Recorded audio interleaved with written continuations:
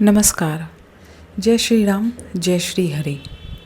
आपका स्वागत है हमारे चैनल पर, जहां हम प्रतिदिन श्री रामचरितमानस का दैनिक पाठ कर रहे हैं और हमने जिसकी शुरुआत बालकांड से की है। बालकांड तुलसीदास जी द्वारा रचित इस महाग्रंथ का प्रथम कांड है, जिसमें प्रभु श्री राम के जन्म से लेकर उनके विवाह तक का दिव्य और प्रेरणादायक लीलाओं का वर्णन मिलता है। यह केवल एक धार्मिक ग्रंथ नहीं, बल्कि आस्था, संस्कार और भक्ति का अमूल्य भंडार है। हर शब्द, हर चौपाई में छिपा है प्रभु राम का गुणगान और भक्तों के लिए एक अनमोल संदेश। तो आइए इस पावन यात्रा की शुरुआत करें श्री राम के बाल रूप की लीलाओं के साथ, और बिना किसी देरी के हम पढ़ते हैं अपनी सीरीज़ रामचरितमानस बालकांड का पहला पाठ, दिन 20वां। इनकी आपस की प्रीति बड़ी पवित्र और सुहावनी है। वह मन को बहुत भाती है, पर वाणी से कही नहीं जा सकती। विधेय जनक जी आनंदित होकर कहते हैं, हे नाथ सुनिए, ब्रह्मा और जीव की तरह इनमें स्वाभाविक प्रेम है। राजा बार बार प्रभु को देखते हैं। शरीर पुलकित हो रहा है और हृदय में बड़ा उत्साह है। मुनि की प्रशंसा करके और उनके चरणों में सिर निवार कर राजा उन्हें नगर में लिवा चले। एक सुंदर महल जो सब समय सभी ऋतुओं में सुखदायक था, वहाँ राजा ने उन्हें ले जाकर ठहराया। तदनंतर सब प्रकार से पूजा और सेवा करके राजा विदा मांगकर अपने घर गए। रघुकुल के शिरोमणि प्रभु श्री रामचंद्र जी शिष्यों के साथ भोजन और विश्राम करके भाई लक्ष्मण समेत बैठे। उस समय पहर भर दिन रह गया था। लक्ष्मण जी के हृदय में विशेष लालसा है कि जाकर जनकपुर देखावें, परंतु प्रभु श्री रामचंद्र जी का डर है और फिर मुनि से भी सकुचाते हैं, इसलिए प्रकट में कुछ नहीं कहते, मन ही मन मुस्कुरा रहे हैं। श्री रामचंद्र जी ने छोटे भाई की मन की दशा जान ली। तब उनके हृदय में भक्त वत्सलता उमड़ गई। वे गुरु की आज्ञा पाकर बहुत ही विनय के साथ सकुचाते हुए मुस्कुराकर बोले, हे नाथ, लक्ष्मण नगर देखना चाहते हैं, किंतु प्रभु आपके डर और संकोच के कारण स्पष्ट नहीं कहते। यदि आपकी आज्ञा पाऊं तो मैं इनको नगर दिखलाकर तुरंत ही वापस ले आऊं। यह सुनकर मुनीश्वर विश्वामित्र जी ने प्रेम सहित वचन कहे, हे राम, तुम नीति की रक्षा कैसे ना करोगे। हे तात, तुम धर्म की मर्यादा का पालन करने वाले और प्रेम के वशीभूत होकर सेवकों को सुख देने वाले हो। जाई देखी आवहु नगरू, सुख निदान दो भाई, करहु सुफल सबके नयन, सुंदर बदन देखाई। सुख के निदान दोनों भाई जाकर नगर देख आओ। अपने सुंदर मुख दिखलाकर सबके नेत्रों को सफल करो। सब लोगों के नेत्रों को सुख देने वाले दोनों भाई मुनि के चरण कमलों की वंदना करके चले। बालकों के झुंड इनकी अत्यंत शोभा देखकर साथ लग गए। उनके नेत्र और मन इनकी माधीपुर पर लुभा गए। दोनों भाइयों के पीले रंग के वस्त्र हैं। कमर के पीले दुपट्टे में तरकस बंधे हैं। हाथों में सुंदर धनुष बाण सुशोभित हैं। शरीरों के अनुकूल, अर्थात जिस पर जिस रंग का चंदन अधिक फबे, उस पर उसी रंग के सुंदर चंदन की खौर लगी है। सांवरे और गोरे रंग की मनोहर जोड़ी है। सिंह के समान पुष्ट, गर्दन, गले का पिछला भाग है। विशाल भुजाएं हैं। चौड़ी छाती पर अत्यंत सुंदर गजमुक्ता की माला है। सुंदर लाल कमल के समान नेत्र हैं। तीनों तापों से छुड़ाने वाला चंद्रमा के समान मुख है। कानों में सोने के कर्णफूल शोभा दे रहे हैं और देखते ही चित्त को मानो चुरा लेते हैं। उनकी चितवन बड़ी मनोहर है और भौहें तिरछी एवं सुंदर हैं। तिलक की रेखाएं ऐसी सुंदर है मानो शोभा पर मुहर लगा दी गई है।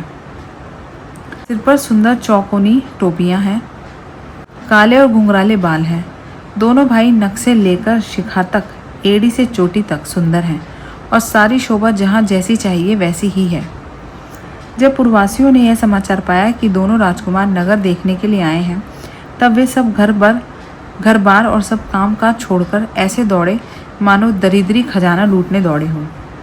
स्वभाव ही से सुंदर दोनों भाइयों को देखकर वे लोग नेत्रों का फल पाकर सुखी हो रहे हैं।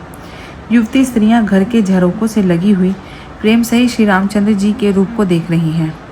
वे आपस में बड़े प्रेम से बातें कर रही हैं। हे सखी, इन्होंने करोड़ों कामदेवों की छवि को जीत लिया है। देवता, मनुष्य, असुर, नाग और मुनियों में ऐसी शोभा तो कहीं सुनने में भी नहीं आती। भगवान विष्णु के 4 भुजाएं हैं, ब्रह्मा जी के 4 मुख हैं, शिव जी का विकट वेश है और उनके 5 मुंह हैं। हे सखी, दूसरा देवता भी ऐसा नहीं जिसके साथ इसकी छवि की उपमा दी जाए। इनकी किशोर अवस्था है। ये सुंदरता के घर, सांवले और गोरे रंग के तथा सुख के धाम हैं। इनके अंग अंग पर करोड़ों अरबों के कामदेवों को निछावर कर देना चाहिए। हे सखी, कहो तो ऐसा कौन शरीरधारी होगा जो इस रूप को देखकर मोहित न हो जाए। तब कोई दूसरी सखी प्रेम सहित कोमल वाणी से बोली, हे सयानी, मैंने जो सुना है उसे सुनो। ये दोनों महाराज दशरथ जी के पुत्र हैं। बाल राजहंसों का सुंदर सा जोड़ा है। ये मुनि विश्वामित्र की यज्ञ की रक्षा करने वाले हैं। इन्होंने युद्ध के मैदान में राक्षसों को मारा है। जिनका श्याम शरीर और सुंदर कमल जैसे नेत्र हैं, जो मारिच और सुबाहु के मद को चूर करने वाले और सुख की खान है, और जो हाथ में धनुष बाण लिए हुए हैं, वे कौशल्या जी के पुत्र हैं। इनका नाम राम है। जिनका रंग गोरा और किशोर अवस्था है, और जो सुंदर वेश बनाए हुए और हाथ में धनुष बाण लिए श्री राम जी के पीछे पीछे चल रहे हैं, वे इनके छोटे भाई हैं। उनका नाम लक्ष्मण है। हे सखी सुनो, उनकी माता सुमित्रा है। दोनों भाई ब्राह्मण विश्वामित्र का काम करके और रास्ते में मुनि गौतम की स्त्री अहिल्या का उद्धार करके यहाँ धनुष यज्ञ देखने आए हैं। यह सुनकर सब स्त्रियां प्रसन्न हुई। श्री रामचंद्र जी की छवि देखकर कोई एक ऐसा कहने लगी, यह वर जानकी के योग्य है। हे सखी, यदि कहीं राजा इन्हें देख ले तो प्रतिज्ञा छोड़कर हठपूर्वक इन्हीं से विवाह कर देगा। किसी ने कहा, राजा ने इन्हें पहचान लिया है और मुनि के सहित इनका आदरपूर्वक सम्मान किया है। परंतु हे सखी, राजा अपना प्रण नहीं छोड़ता। वह होनहार के वशीभूत होकर हठपूर्वक अविवेक का ही आश्रय लिए हुए हैं।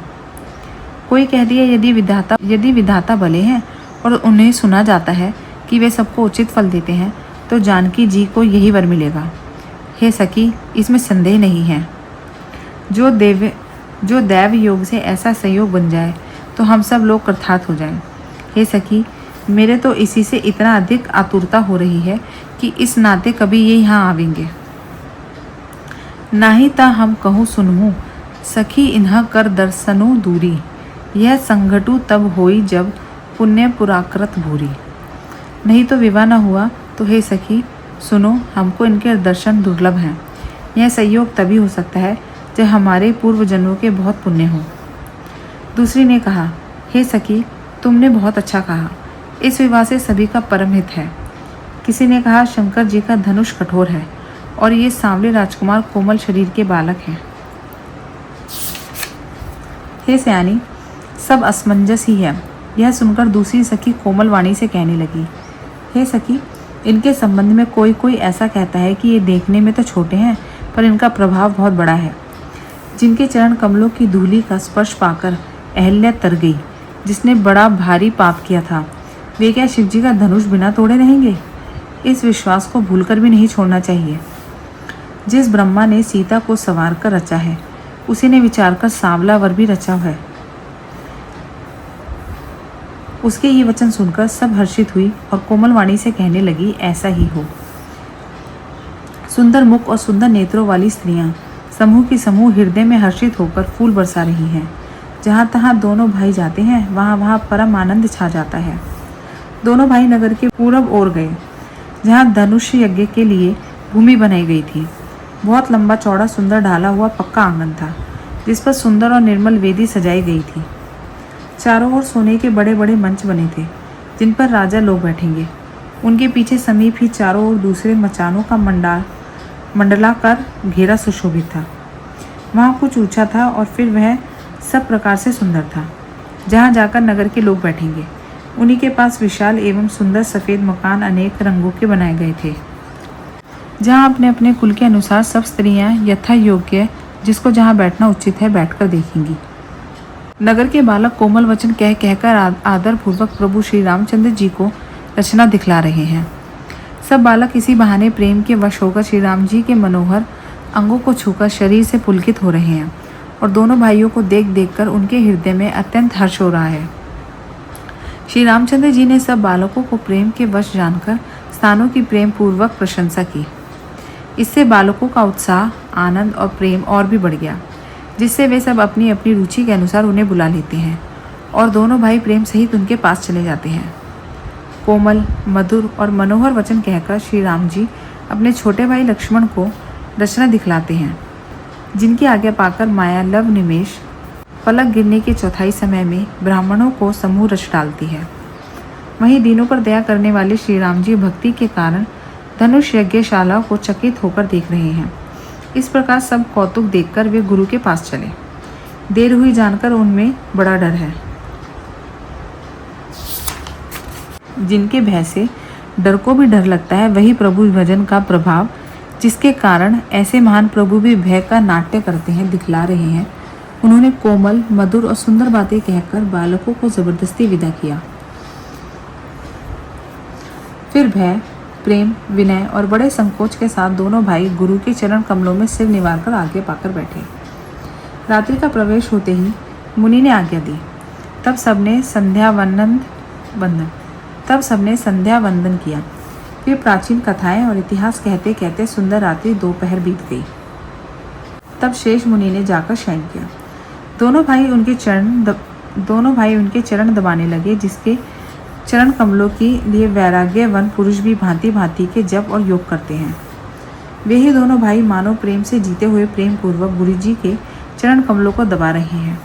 मुनि ने बार बार आज्ञा दी। तब श्री रघुनाथ जी ने जाकर शयन किया। श्री राम जी के चरणों को हृदय से लगाकर भय और प्रेम सहित परम सुख का अनुभव करते हुए लक्ष्मण जी उनको दबा रहे हैं। प्रभु श्री रामचंद्र जी ने बार बार कहा, हे तात, अब सो जाओ। तब वे उनके चरण कमलों को हृदय में धरकर लेट रहे। रात बीतने पर मुर्गों का शब्द कानों से सुनकर लक्ष्मण जी उठे। जगत के स्वामी सुजान श्री रामचंद्र जी भी गुरु से पहले ही जाग गए। तो चलिए दोस्तों, हम अपने आज के रामचरितमानस सीरीज के पहले पार्ट बालकांड को यहीं समाप्त करते हैं। आपसे मिलती हूँ अगले वीडियो में। तब तक आप अपना ख्याल रखिए। जय श्री राम, जय श्री हरि।